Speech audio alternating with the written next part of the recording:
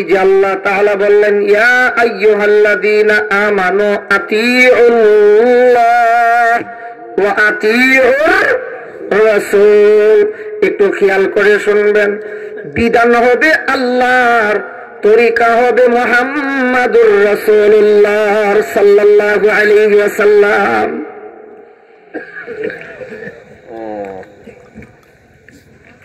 ইবাদত বলা হয় যার মধ্যে দুই জিনিস পাওয়া যায়। প্রথমটা হবে আল্লাহর হুকুম, দ্বিতীয়টা হবে নবীর তরিকা।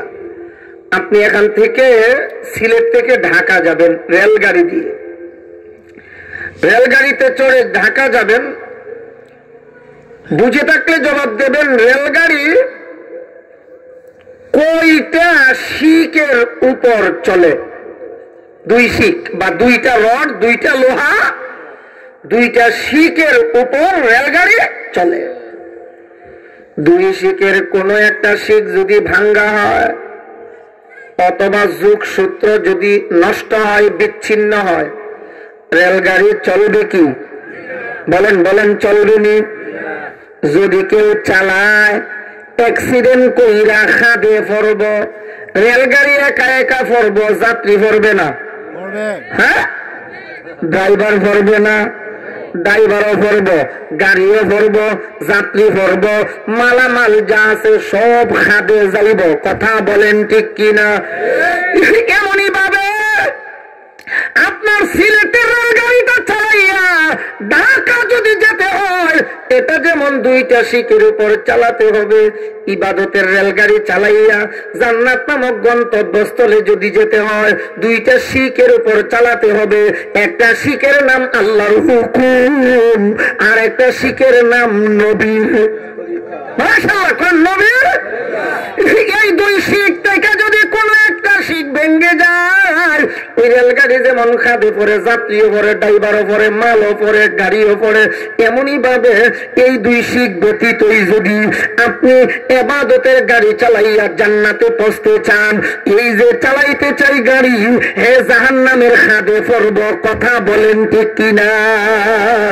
এজন্যই তো আল্লাহ তাআলা বড় সুন্দর করে সূরাতুল হাশরের 7 নম্বর আয়াতের একাংশে বলেছেন ওয়া মা আতাকুমুর রাসূল ফাখুযু ওয়া মা নাহাকুম আনহু ফান্তাহু।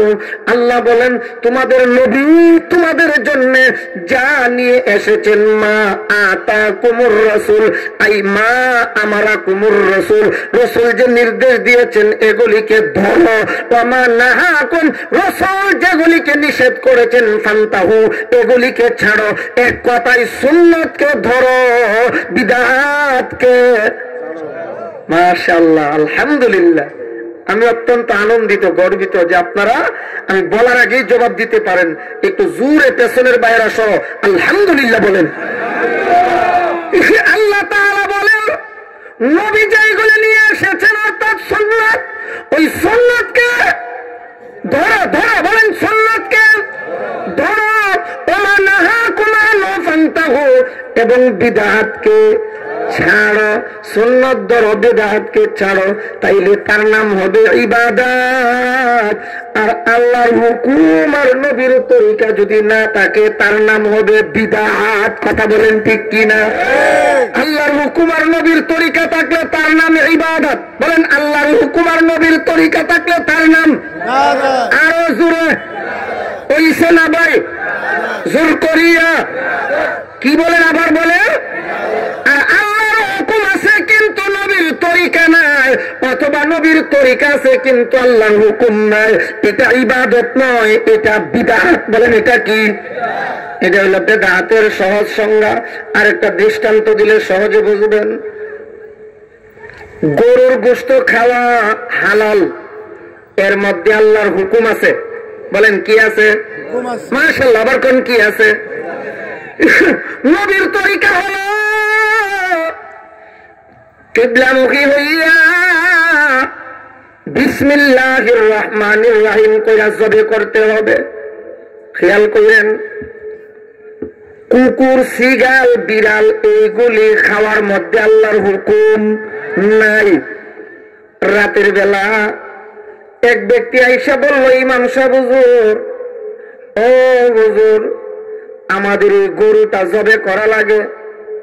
তো হুজুরে গরু জবে করছেন, কোথায় নিয়ে যাবেন? ওই আমি তো মাজারে নিয়ে যাবো। ওই ফিরের নামে এই গরু জবে করে দিছে। নাউজুবিল্লাহ বলবেন না? খেয়াল করে জবাব দিবেন, গরু খাওয়া কিন্তু হালাল, কিন্তু জবে করার মধ্যে নবীর তরিকা নাই। এই জন্য হালাল গরুর গোশতটা খাওয়ান এখন জায়েজ হইবনি।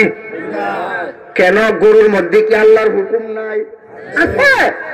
কোন কি আছে? আল্লাহর হুকুম আছে, কিন্তু নবীর তরিকা নাই। অথবা বুঝার জন্য দইরা নিন তালিমুল কোরআন, বৃহত্তর বাদেশ্বরা মাদ্রাসার মুহতামিম, এই প্রতিষ্ঠাতা প্রিন্সিপাল মাওলানা মুখতার হুসাইন সাহেব দামাত বারাকাতুহুমের কাছে রাত ৩টার সময় এক ব্যক্তি এসে কয়, হুজুর, আমি এই পশুটা